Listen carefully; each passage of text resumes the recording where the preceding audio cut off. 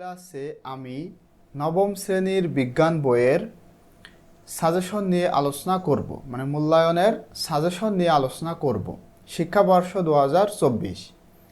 তো আমি তোমাদের সাথে যে সাজেশনটা শেয়ার করব এইটা জাতীয় শিক্ষাক্রম ও পাঠ্যপুস্তক বোর্ড বাংলাদেশ এই ওয়েবসাইটে দেওয়া হয়েছে, সেখান থেকে আমি তোমাদেরকে দেখাবো। তোমরা তোমাদের বিজ্ঞান অনুশীলনী বইয়ের 1 থেকে 36 নম্বর পেজ পর্যন্ত পড়বা। এটা কম বেশি হতে পারে, আমি বেশ অনেক পেজ পর্যন্তই তোমাদেরকে সাজেশন দিব। তোমাদের স্কুল থেকে যত নম্বর পেজ পর্যন্ত পড়তে বলা হয়েছে তোমরা সেভাবে এই সাজেশনটা ফলো করবে। তো দেখো, তোমাদের এই যে পরিশিষ্ট 2 এখান থেকে দেওয়া হচ্ছে। তোমাদের পরিশিষ্ট 2-এ মানে অভিজ্ঞতা নম্বর 1 এবং অভিজ্ঞতার শিরোনাম হলো খেলার মাঠে বিজ্ঞান। অর্থাৎ তোমরা যদি এই বইটা দেখো তাহলে বুঝতে পারবা তোমাদের বিজ্ঞান অনুশীলনী বইয়ের প্রথম যে চ্যাপ্টার সেটা হলো খেলার মাঠে বিজ্ঞান।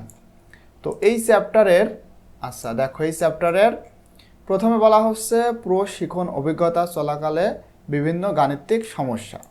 তো তোমরা এখান থেকে অনুশীলনী বইয়ের 17 নম্বর পৃষ্ঠার প্রশ্ন উত্তর এইটা একটু ভালো করে পড়বা। এরপরে এখানে প্রশ্নগুলো রয়েছে এবং তোমাদের শিক্ষকেরা কি দেখে তোমাদেরকে মানে মাত্রা দিবে সেটা হলো নির্দিষ্ট সিস্টেমের ভেতরে শক্তির স্থানান্তর প্রক্রিয়া ব্যাখ্যা করেছে, এগুলা কিন্তু দেখবে, ঠিক আছে।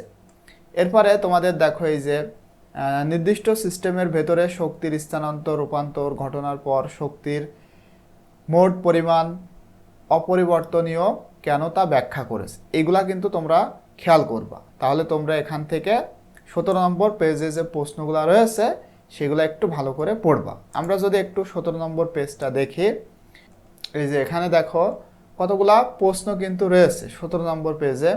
এইগুলা তোমরা একটু সুন্দর করে দেখবা, ঠিক আছে। এখানে যে প্রশ্নগুলো রয়েছে এগুলা সুন্দর করে তোমরা পড়বা।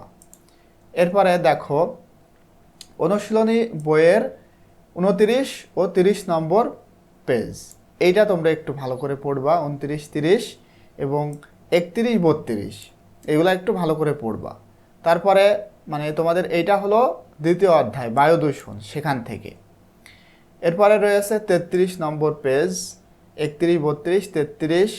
এছাড়াও রয়েছে 24, 25, 26। এটা কিন্তু উলট পালটভাবে রয়েছে এবং কি দেখে তোমাদেরকে মার্কিং করা হবে সেইটাও কিন্তু এখানে রয়েছে, ঠিক আছে। এরপরে দেখো 34, 35 নম্বর পেজ, 34, 35, 36 নম্বর পেজ। এরপরে দেখো 3 নম্বর অভিজ্ঞতা, সেটা হলো আমার বংশলতিকা।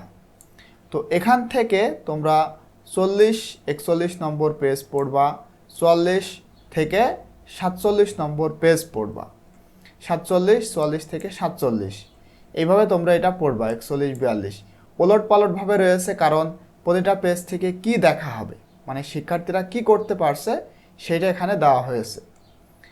এরপরে তোমরা 4র্থ অধ্যায়ে এখান থেকে মানে যে শিরোনাম সেটা হলো কত রকম বাড়িঘর।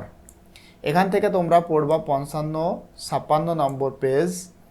এছাড়াও পড়বা তোমরা দেখো মানে 56, 57 নম্বর পেজ, এগুলা তোমরা পড়বা। 57 নম্বর পেজ পর্যন্ত পড়বা।